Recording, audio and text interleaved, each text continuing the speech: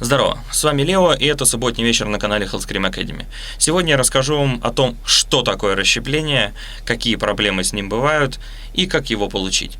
Начну я с того, что объясню суть именно самого расщепления, что это такое. Фактически это механический звук, то есть если вы там, не знаю, берете губы, да, дуете сквозь них и, подавая легкое мышечное напряжение, сжимаете их, продуваете их воздухом, получается звук.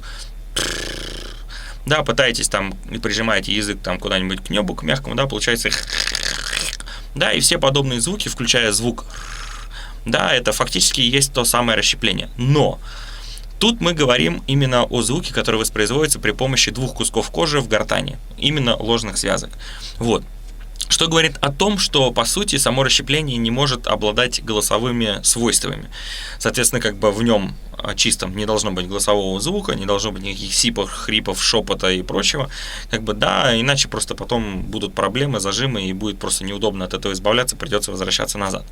Вот. За время обучения человек преодолевает несколько стадий, фактически это происходит, как будто вы каждый раз проходите все новые уровни сложности, да, которые облегчаются. То есть в какой-то момент расщепление, которое было каким-то зажатым и неудобным, внезапно становится вот таким вот рассыпчатым и легким. И получается везде, даже во время смеха, просто как бы свободно, вас не напрягает, и как бы для вас это становится, как я и говорил, вторым голосом.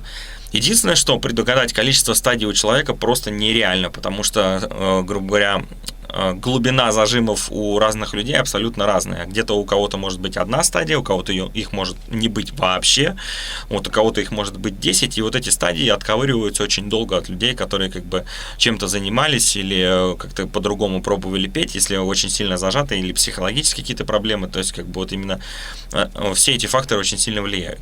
Вот. Теперь о том, как его получить.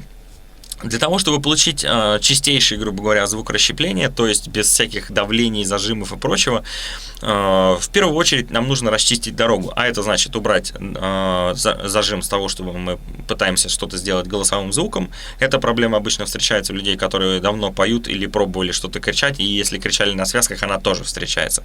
Вот. Дальше нам нужно постараться получить максимально расслабленную вибрацию, да, потому что расщепление само по себе очень похоже на контрабас, и некоторые люди не сразу могут отличить вот этот мягкий переход с голосовой вибрацией на механическую уже просто.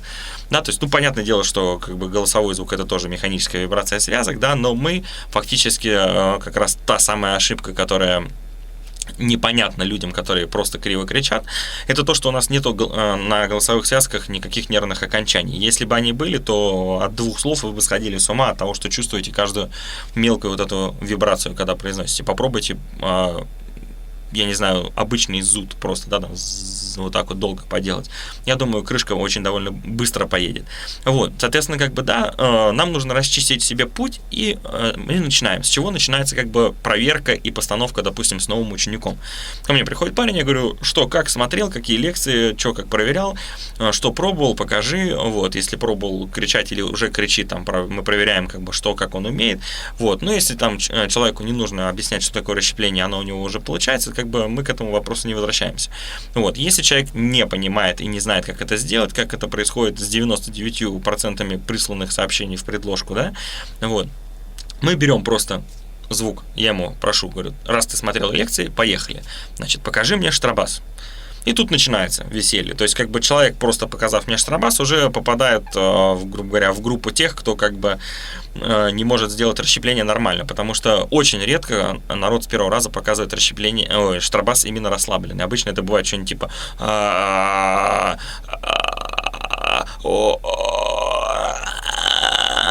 вот, это все как бы не катит вообще, потому что изначально у вас уже просто висит гиря на звуке, и как бы с ним что-то оперировать как-то это, ну, как бы просто тупо неудобно даже. Вот. Дальше мы начинаем пытаться с него вот этот зажим убрать. Каким образом? Первое, что я его прошу сделать, расслабить лицо, потому что лицевые мышцы, вот это вот давление такое, оно очень сильно мешает, в первую очередь. После этого, чтобы убрать это давление, я прошу его просто спокойно выдохнуть, то есть сделать звук, просто вот выдохнуть таким образом. Чтобы человек начал воспроизводить звук вперед, мы добавляем туда немножко воздуха, он начинает его выдувать, то есть и я прошу его удержать вот этот тоненький шепот долго и ровно. За счет этого проверяется работоспособность опоры, потому что человек должен ее контролировать на любой, грубо говоря, атаке, и не полностью. А то обычно, когда человека просишь там сделать шепотом синусоиду, начинает там вот так вот пулять, как бы, ну, это как бы идиотизм.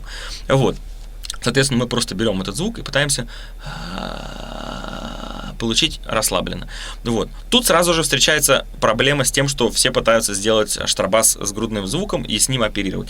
Не получится, потому что грудной звук обладает очень широким спектром частот, да, как бы все это резонирует, и получается такой вот шар снизу, который вас вот так вот вдавливает, и, кстати, ничего не получается, получаются такие хрустящие кривые звуки, вот, ну, то есть, как бы это просто вот эти вот всякие вещи, да, выходят, то есть это как бы, ну, я думаю, сразу слышно, что это неправильно, вот, соответственно, как бы, двигаясь дальше, я человеку говорю, что возьми головной звук. Он говорит, зачем? Я говорю, затем, что он перестанет тебе, именно грудной звук перестанет тебе мешать, потому что ты будешь воспроизводить головной. И что мы имеем? Это немного воздуха, головной и штрабас. Естественно, не зажатый до звука пилы просто, да? И получается, то есть нотка там где-то, у кого какая, опять же. То есть как бы тут по тембру голоса, по удобству не угадаешь. У баритонов точно так же, оно работает, у басов тоже головной звук есть, то есть просто нота ниже. Вот. Мы берем этот звук, и первая наша задача открыть его просто. Мы берем. Старайся это сделать таким образом, чтобы при открывании не происходило вот таких вот вещей.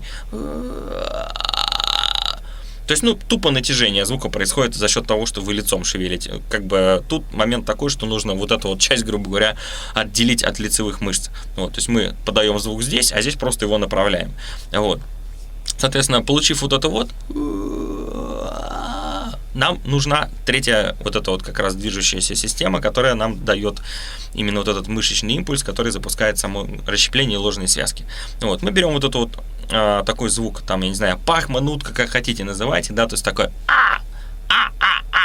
Ваша гортань в этот момент делает вот так вот, сжимается в такой клубок. Ну вот, если видели видосы, где народ там что-то делает с расщеплением, как бы вот именно из гортани, да, вот, там это все видно прекрасно. Вот, соответственно, как бы мы берем этот звук и пытаемся его туда отправить. Каким образом можно попробовать его издать? Лягушка, да, я ее так называю, получается. То есть я не корчу рожу, я не пытаюсь там как-то сделать, не поднимаю ноту, просто беру как будто беру и вот так вот его собираю в горку. То есть собрал. Вот. Первый вариант. Второй вариант. Мы берем шепот просто. Если вы не понимаете этого движения, то стоит как бы опуститься в зевок. Да, то есть чтобы понять манеру движения вниз и снизу наверх. И берем.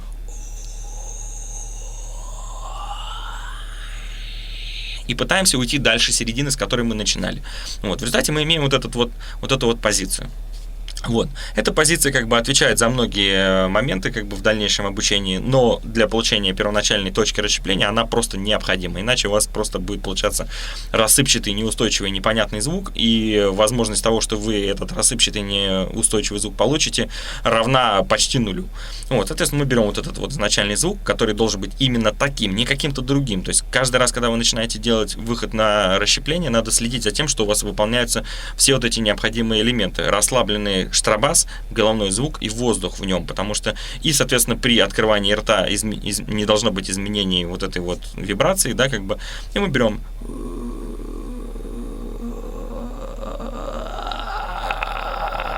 и вот он переходит мягко. Как видите, я не делаю там вот так вот, я не делаю там вот так вот, не пытаюсь это голосом вытворить. То есть моя задача взять вот эту вибрацию и просто ее переставить. То есть